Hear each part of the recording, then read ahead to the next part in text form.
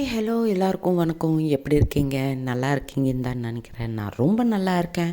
Welcome back to our channel 11 bright. And நீங்கள் கேட்குறீங்க #Aariya. So hope everybody are enjoying. So let's get into the story. So previous எபிசோடில் நம்ம என்ன பார்த்தோம்னா, ஆரோஹியோட success story, அவங்க award winning, அதுக்கப்புறம் லன்ச், அதுக்கப்புறம் ஒரு சின்ன அவங்க பெட்ரூமில் ஒரு சின்னதாக எப்படி சொல்கிறது, அது ரொமான்ஸுன்னு சொல்ல முடியாது, அப்படின்னு ரொமான்ஸ் இல்லைன்னு கூட சொல்ல முடியாது, ஒரு சின்னதாக அட்டெம்ப்ட் டு ரொமான்ஸ்ன்னு சொல்லலாம். ஓகே, சரி. வாட் நெக்ஸ்ட்னது இப்போ பார்க்கலாம். ஸோ ஆரோஹி ரொம்ப பயந்துருவாங்க தட் ரியா ஏதாவது தப்பாக நினச்சிட்டாங்களோ அப்படின்ட்டு. But Riya she was expecting, at least இப்போவாவது எனக்கு அவங்க மனசில் இருக்கிறது சொல்லுவாங்க. சரி, அவங்க சொன்னால் இம்மீடியட்டாக நான் ஆக்செப்ட் பண்ணிடணும், வெயிட் பண்ண விடக்கூடாது, இப்போவே ரொம்ப லேட்டாச்சு, அந்த மாதிரி தாட் ப்ராசஸில் இருப்பாங்க. பட் ஆரோஹிக்கு என்னென்னா, 2 திங்ஸ் மைண்டில் ஓடிட்டே இருக்கும். ஒன்று, நான் ஏதாவது ப்ரப்போஸ் பண்ணிட்டேன்னா அவங்க ஆக்செப்ட் பண்ணால் ஓகே, பண்ணலைன்னா இந்த ஃப்ரெண்ட்ஷிப் கூட இருக்காதோ என்னமோ, அந்த மாதிரி ஒரு பயம். ரெண்டாவது என்னென்னா, ஈஷி ஸ்ட்ரைட், பிகாஸ் அவங்க ஒரு டாக்டர்கிட்ட பேசுகிறாங்க தட் அந்த பையன் பிடிக்கிற மாதிரி தான் பேசுகிறாங்களே, இன்கேஸ் அவங்களுக்கு அந்த பையன் பிடிச்சிருக்காங்களோ என்னமோ, இந்த மாதிரி ஒரு 2 டிஃப்ரெண்ட் தாட்ஸில் ஆரோஹி கன்ஃபியூஸ் ஆகிட்டே இருப்பாங்க. ரியா கம்ஃபர்ட் பண்ணுறதுக்கு ட்ரை பண்ணிகிட்டே இருப்பாங்க. பட் ஸ்டில் ஆரோஹியோட மைண்டில் அதுதான் ஓடிட்டே இருக்கும். சரி, அந்த நாள் அதுக்கப்புறம் நைட்டு டின்னருக்கு கீழே கன்வென்ஷன் ஹாலுக்கு போவாங்க. நல்ல மியூசிக் சிஸ்டம், டான்ஸ் குரூப் எல்லாமே அரேஞ்ச் பண்ணுவாங்க அந்த ஈவெண்ட். ஸோ என்ஜாய் பண்ணுறதுக்கு, பிகாஸ் மார்னிங் ஃபுல்லாக எமோஷ்னல் ட்ராமா, அவங்கவுங்க சக்ஸஸ் ஸ்டோரினா எல்லாமே எமோஷ்னலாக இருக்கும் இல்லையா. ரொம்ப அவங்கவுங்க எப்படி சின்ன இதில் இருந்து சக்ஸஸ் ஆகிட்டாங்கன்னது அப்புறம் ஆரோஹி சொன்ன மாதிரியே எல்லோரும் அவங்கவுங்க ஸ்டோரி சொல்லியிருப்பாங்க இல்லையா. So few stories Arohi story மாதிரியே எமோஷ்னலாக கூட இருந்திருக்கும். ஸோ அதுலேருந்து வெளியே வர்றதுக்கு தான் ஈவினிங் இந்த party. At the same time என்னென்னா, பெரிய பெரிய பிஸ்னஸ் மேன் கூட இருப்பாங்க, மென் விமென் எல்லோரும் இருப்பாங்க. அவங்க கூட இவங்க ஏதாவது கன்வர்சேஷன் பேசிக்கிட்டாங்கன்னா அவங்க பிஸ்னஸ்க்கு ஹெல்ப் ஆகும் இல்லையா. It's just a business meet மாதிரி கூட. ஸோ அப்படி அரேஞ்ச் பண்ணுவாங்க. ஸோ அந்த மீட்டில் ரியா ஆரோஹி ரொம்ப அவங்க மேலே ரொம்ப ரெஸ்பெக்ட் வந்தாச்சு அவங்க ஸ்டோரி கேட்டதுக்கப்புறம் ரியாவுக்கு. ஸோ இம்மீடியட்டாக இந்த மியூசிக்கு டான்ஸு எல்லாம் ஸ்டார்ட் ஆயிரும். எல்லோரும் என்ஜாய் பண்ணிகிட்டே இருப்பாங்க. சடனாக ரியாவுக்கு அவங்க அம்மாவுக்கு ஃபோன் பண்ணணுன்னு தோணும். எக்ஸ்கியூஸ் மீ, நான் இப்போவே அம்மாவுக்கு கால் பண்ணிட்டு வரேன் அப்படின்ட்டு ஃபோன் எடுத்துகிட்டு, அந்த மியூசிக் டிஸ்டர்பன்ஸ் எல்லாம் இருக்கு இல்லையா. ஸோ அவங்க கன்வென்ஷன் ஹாலுக்கு வெளியே அவங்க அம்மாவுக்கு கால் பண்ணுவாங்க ரியா. அம்மா எப்படி இருக்கீங்க அப்படின்ட்டு. என்னடி 2 days ஆச்சு நீ போய், இப்போ தான் நாங்கள் உனக்கு ஞாபகம் வந்தோமா, இப்போ வரைக்கும் என்னடி பண்ணுற, போனலேருந்து நீ எனக்கு காலே பண்ணலைன்னா. அப்போ சொல்லுவாங்க, இல்லைம்மா வந்த நாள் ரொம்ப டயர்டாயிட்டேன்னா தூங்கிட்டேன், இன்றைக்கி மார்னிங்லேருந்து மீட்டிங்னு அதுன்னு இதுன்னு போயிட்டே இருக்குது, இப்போ தான் மியூசிக் சிஸ்டம், சரி மியூசிக்கு டான்ஸு ஈவெண்ட்டு ஏதோ போயிட்டே இருக்குது, சரி இப்போது அதுவும் உனக்கு கால் பண்ணலாம் அப்படின்ட்டு நான் அந்த கன்வென்ஷன் ஹால் வெளியே உனக்கு கால் பண்ணுறேம்மா அப்படின்வாங்க. சரிடி சொல்லு, என்ன எப்படி போகுது அது இதுன்னு கேட்டால் அவங்க சொல்லுவாங்க. இப்படியெல்லாம் ஆச்சு அது இதுன்னு. ஸோ அது சொல்லும்போது ரியா அவங்க அம்மாவுக்கு ஆரோஹி பற்றி சொல்லணும் இப்போவே அப்படின்ட்டு நினச்சிட்டு அவங்க அம்மா கிட்ட, அம்மா ஆரோஹி பற்றி நம்மெல்லாம் தப்பாக நினச்சிட்டோம்மா, பட் ஆரோஹியோட ஸ்டோரி இது அப்படின்ட்டு அவங்களோட அந்த ஸ்டோரி ஃபுல்லாக அவங்க அம்மாவுக்கு சொல்லுவாங்க. சொன்னதும் அவங்க அம்மா கொஞ்சம் எமோஷ்னல் ஆகிட்டு, இவ்வளோ கஷ்டப்பட்டாங்களா சின்ன வயசில், ரொம்ப ப்ரௌடாக இருக்குல்ல ஆரோஹி உன் ஃப்ரெண்டுன்னா இப்போது அப்படின்வாங்க. ஆமாம்மா, எனக்கு ரொம்ப பெருமையாக இருக்குது அந்த மாதிரி ஒரு ஃப்ரெண்டு என் லைஃப்பில் வந்ததுக்கு அப்படின்னு சொல்லுவாங்க. ரியா சொன்னதும் சரி அதுக்கப்புறம் அப்படின்னா, அதுக்கப்புறம் தெரியாதுமா, ஆரோஹின்னா ஒரு ஸ்பெஷல் இன்ட்ரெஸ்டிங் பர்சனாக இருக்காங்க எனக்கு அப்படின்ட்டு ரியா இன்டைரக்டாக அவங்க அம்மாவுக்கு ஒரு ஹிண்ட் கொடுப்பாங்க. பட் அவங்க அம்மா ஃப்ரெண்ட்ஸ் தானே அந்த மாதிரி ஒரு தாட் ப்ராசஸில் இருப்பாங்க. ஸோ நிஜமாலும் அந்த மாதிரி ஒரு சக்ஸஸ்ஃபுல் ஃப்ரெண்டு உன் லைஃப்பில் இருக்காங்கன்னா அது பெருமையான விஷயந்தான் அப்படின்ட்டு அவங்க அம்மா ரொம்ப கேஷுவலாக எடுத்துகிட்டு சொல்லுவாங்க. ரியாவுக்கு கோபமாக வந்துகிட்டே இருக்கும். நான் இப்படி சொல்லிகிட்டே இருக்கேன், ஏன் அப்படி நினைக்கிறேன்னு ஒரு கொஷினாவது கேட்டிருக்கலாம்ல, என் மனசில் இருக்கிறது அட்லீஸ்ட் அம்மாவுக்காவது சொல்லியிருப்பேன் அப்படின்ட்டு ரியா நினைப்பாங்க. நினச்சிட்டு சரிம்மா நான் இருக்கேன் அப்புறமா கால் பண்ணுறேன் அப்படின்ட்டு கால் கட் பண்ணிவிட்டு, என்னம்மா நீ கூட லூஸ் மாதிரி, இந்த பொண்ணுக்கே புரியலன்னா உனக்குமா புரியல என் மனசில் இது அப்படின்ட்டு அவங்க அம்மாவை மனசுலையே திட்டுக்கிட்டு உள்ளே வருவாங்க மறுபடியும் கன்வென்ஷன் ஹால்களில்.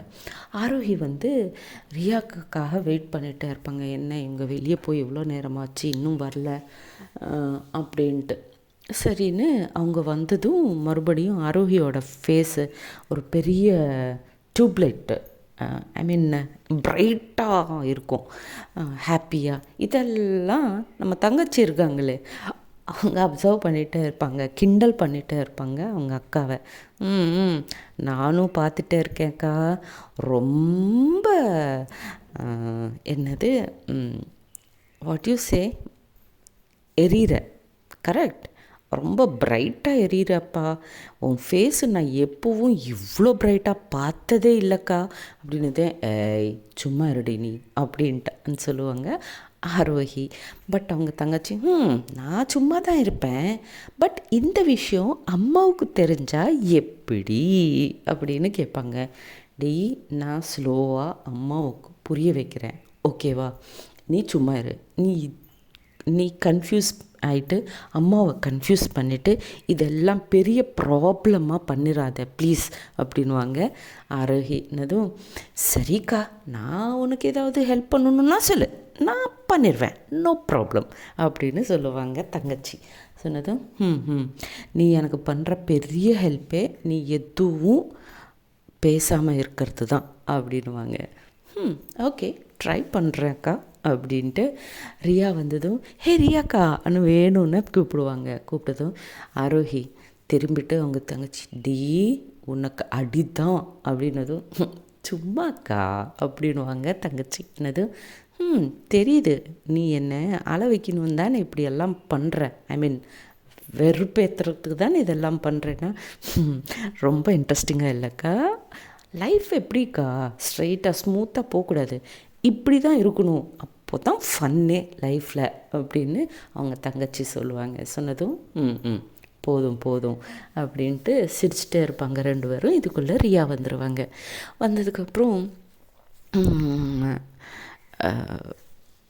கொஞ்ச நேரம் பேசுவாங்க.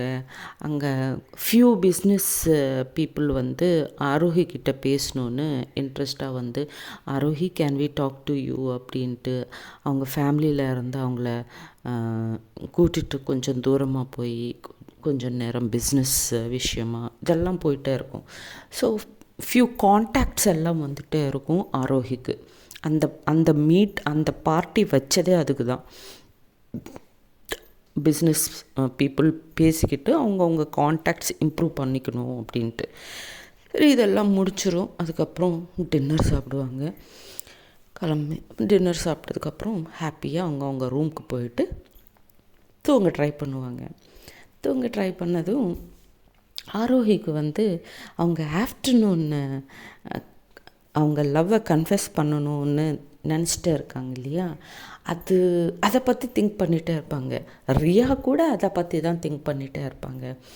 ஏன் வந்தாங்களே எனக்கு ரொம்ப கிட்டையாக வந்துட்டு எனக்கு ஏன் சொல்லாமல் இருந்தாங்க, ஏதாவது பிரச்சனையா, கேட்கலாமா வேணாமா அப்படின்ட்டு ரியா யோசிச்சுட்டே இருப்பாங்க.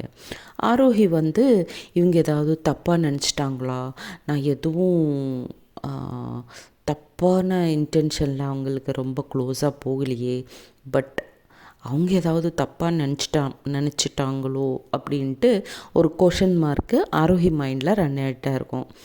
சரின்னு ஓகே ஏதோ ஒன்று பேசிட்டு கன்ஃபார்ம் பண்ணிக்கலாம், நான் தப்பாக ஒன்றும் பிஹேவ் பண்ண விரும்பலை அப்படி இப்படின்ட்டு சரின்னு 2 பேரும் ஒரே தடவை அது அப்படின்ட்டு both of them starts talking. அப்போது ஆரோஹி நீங்கள் ஏதோ சொல்ல வர்றீங்க, நீங்கள் சொல்லுங்கள் ஃபஸ்ட்டு அப்படின்னா, இல்லை நான் என்ன சொல்ல வர்றேன், நீங்களே ஏதோ சொல்ல வந்திருக்கீங்க, சொல்லுங்கள் நான் கேட்குறேன் அப்படின்ட்டு ரியா சொல்லுவாங்க. அப்போது ஆரோஹி வந்து இல்லை ஆஃப்டர்நூன் அந்த பல்லு வாட்ச்சு அந்த மேட்ரு தான், நான் வேணும்னு எதுவும் பண்ணலை அது அப்படின்னா. அப்போ ரியா கோவம் வந்துடும். இந்த லூஸு இப்படி இருக்காங்க, என்ன இந்த மாதிரி பர்சனை நான் லவ் பண்ணியிருக்கேனா, ஐயோ கடவுளே, இந்த மாதிரி ஒரு டைமு இந்த ரொமான்டிக் நைட்டு யூஸே பண்ணிக்க மாட்டேங்கிறாங்களே இந்த ஆரோஹி அப்படின்னு நினச்சிட்டு இருப்பாங்க ரியா. அண்ட் ரியா வந்து ஹே இட்ஸ் ஓகே, நான் அப்போவே சொன்னேன் இட்ஸ் ஓகே, எனக்கு தெரியுது வாட்சுக்கு தான் என்னோடய சாரீ ஹுக் ஆச்சுன்னு எனக்கு புரியுதில்ல, அப்போது நீ எதுக்கு எக்ஸ்ப்ளனேஷன்ஸ் கொடுக்குற அப்படின்ட்டு ரியா சொல்லுவாங்க. ஷியோர் தானே, என்ன தப்பாக ஒன்றும் நினைக்கலையே அப்படின்ட்டு ஆரோஹி ஐயோ இல்லை அப்படின்ட்டு சொல்லுவாங்க. இது ஆஃப்டர்நூன்லேருந்து என் மனசில் வச்சுக்கிட்டு நான் எவ்வளோ பயந்துகிட்டே இருக்கேன்னு தெரியுமா அப்படின்ட்டு ஆரோஹி சொல்லுவாங்க.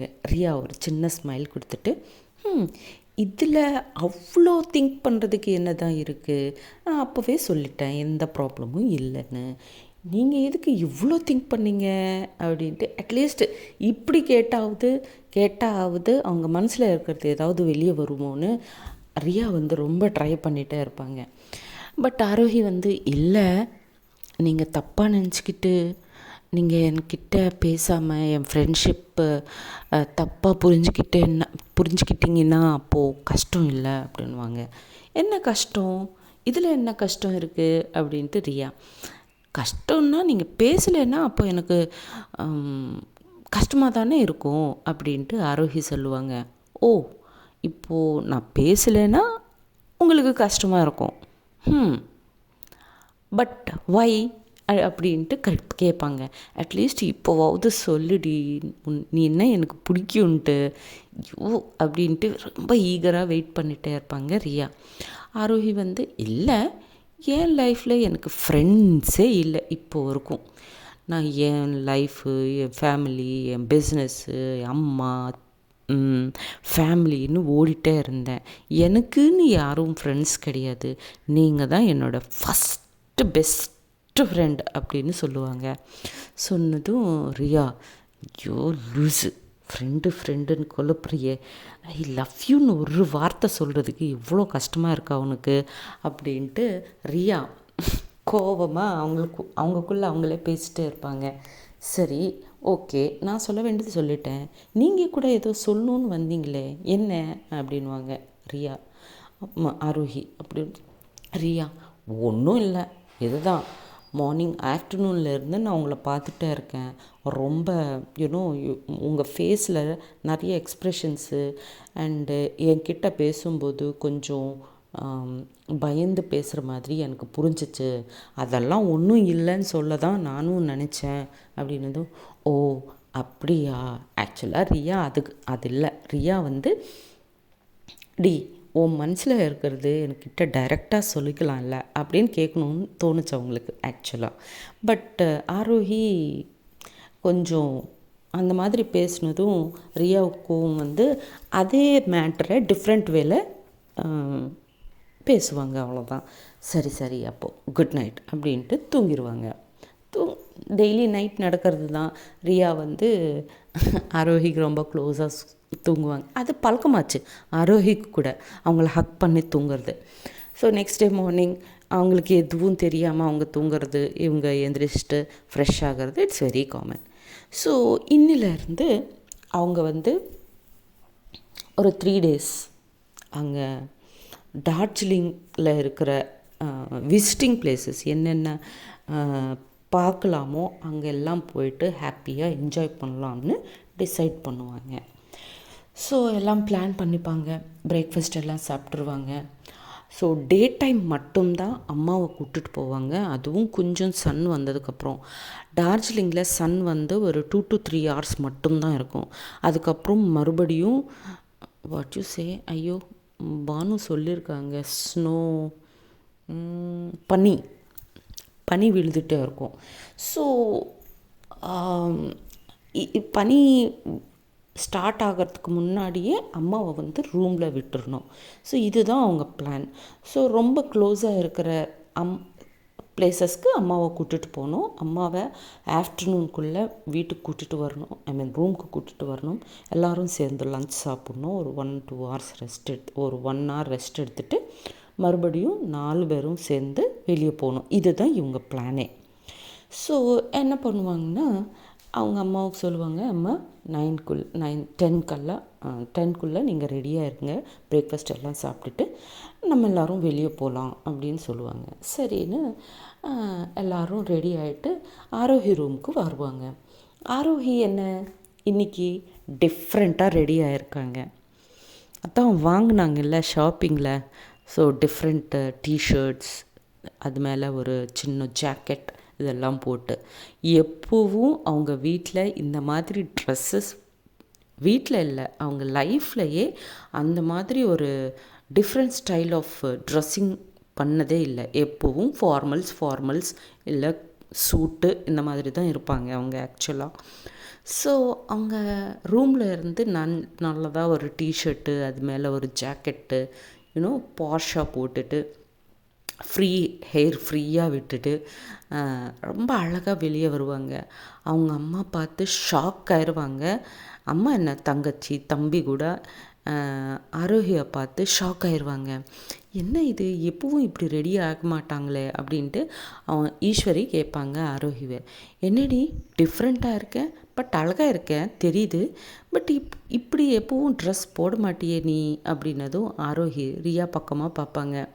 ரியா வந்து சின்னதாக ஒரு ஸ்மைல் கொடுத்ததும், என்ன நீ, நான் ஒன்றை கேட்குறேன், நீ பாட்டிக்கு நீ ரியா பக்கமாக பார்க்குறேன், என்ன இந்த ட்ரெஸ்ஸஸ் எப்போ வாங்கினேன் நீ அப்படின்னதும், அம்மா எப்பவும் ஏன் ஃபார்மலில் இருக்கணும், நான் என்ன, எனக்கு என்ன வயசாச்சு, நானும் சின்ன பிள்ளை தானே, பட் கொஞ்சம் பிஸியாக இருந்து பிஸ்னஸில் இருந்து இப்போ வரைக்கும் ஓடினேன், இப்போலேருந்து என்ஜாய் பண்ணுறோன்னு நினைக்கிறேன். இங்கே வரதுக்கு முன்னாடி ஷாப்பிங்க்கு போனேன்ல, அப்போ வாங்கினேம்மா அப்படின்னு சொல்லுவாங்க. ரொம்ப கேஷுவலாக, அவங்க அம்மாவுக்கு எந்த டவுட்டும் வராமல் பேசுவாங்க. பேசினதும், ஓ அப்படியா, பட் நல்லா இருக்குடி, எப்போவும் அதே same plain shirts plain pants பார்த்து போர் அடிச்சிச்சுடி, இப்போ பாரு எவ்வளோ அழகாக இருக்க, இப்படி ஏதாவது டிஃப்ரெண்ட்டாக ட்ரை பண்ணு அப்படின்ட்டு ஈஸ்வரி ஆரோஹி கிட்ட சொல்லுவாங்க. சொன்னதும் ரியா பக்கமாக பார்த்து ரொம்ப ரொமான்டிக்காக தேங்க்யூ அப்படின்னு சொல்லுவாங்க. யாருக்கும் விஸ்பர் பண்ணுவாங்க. சார் அப்போது அதை, இதெல்லாம் தங்கச்சி வேலை என்ன, ஆரோஹி என்ன தான் பண்ணுறாங்க ரியா கூட இருக்கும்போதுன்னு அப்சர்வ் பண்ணுறது தானே. ஸோ பார்த்து நான் கேட்டேன் அப்படின்வாங்க அவங்க தங்கச்சி, ஆரோஹியோட தங்கச்சி. சொன்னதும் ஆரோஹி அண்ட் ரியா அவங்க அந்த பொண்ணு பக்கமாக பார்த்து, என்ன அப்படின்வாங்க ஆரோஹி. இல்லை ரியா கிட்ட நீ ஏதோ சொல்கிறியே அப்படின்ட்டு வேணும்னே ஈஸ்வரி முன்னாடி கேட்பாங்க. கேட்டதும் ஆரோஹி அவங்க தங்கச்சியை பார்த்து டி அப்படின்வாங்கன்னு, ஓகே அப்படின்ட்டு அவங்க எல்லாம் ஈஸ்வரிக்கு புரியாமல் பேசிட்டே இருப்பாங்க. சொன்னதும் சரி ஓகே வாங்க போகலாம், பசிக்குது அப்படின்ட்டு போயிட்டே இருப்பாங்க. போயிட்டே இருக்கும்போது ரியா அண்ட் ஆரோஹி அவங்க பின்னாடி ஸ்லோவாக நடந்து போயிட்டே இருப்பாங்க. அப்போது ஆரோஹி ரொம்ப க்ளோஸாக வந்துட்டு தேங்க்யூ வெரி மச் அப்படின்வாங்க. அதுவும் எதுக்கு அப்படின்னதும், இதோ இந்த மாதிரி ட்ரெஸ்ஸஸ் செலக்ட் பண்ணி நானும் நார்மல் ட்ரெஸ்ஸஸில் அழகாக இருப்பேன் அப்படின்ட்டு நீங்கள் தான் ப்ரூவ் பண்ணீங்க அப்படின்னு சொல்லுவாங்க. எங்கள் அம்மா என்னை இப்படி ரிசீவ் பண்ணுவாங்களா இல்லையா அப்படின்னு ஒரு பயத்தில் தான் இந்த ட்ரெஸ்ஸை போட்டேன்.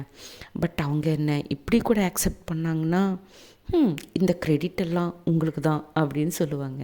இதுக்குள்ளே அவங்க தங்கச்சி அவங்க 2 பேர் நடுவில் வந்து ஹாஹா நான் கேட்டுட்டேன் அப்படின்வாங்க. என்னடி கேட்ட அப்படின்வாங்க ஆரோஹி. அதுதான் ரியா இந்த ட்ரெஸ்ஸஸ் எல்லாம் செலக்ட் பண்ணாங்க தானே, கரெக்டு தானே அப்படின்னதும் ரியா சிரிச்சிருவாங்க. ஆரோஹி வந்து அம்மா தாய் கரெக்டு தான், அவங்க தான் செலக்ட் பண்ணாங்க. பட் அம்மா முன்னாடி எதுவும் சொல்லாதடி ப்ளீஸ் அப்படின்ட்டு கெஞ்சிட்டே இருப்பாங்க ஆரோஹி. ஓகே சொல்லலை, டோன்ட் வரி. பட் இதுக்கு எனக்கு என்ன, எனக்கு ஏதோ ஒன்று வாங்கி கொடுத்தா நான் சொல்ல மாட்டேன்னா. அப்போது ஆரோஹி, ஓ அப்போது நீ ப்ரைட் வாங்குற கரெக்டா?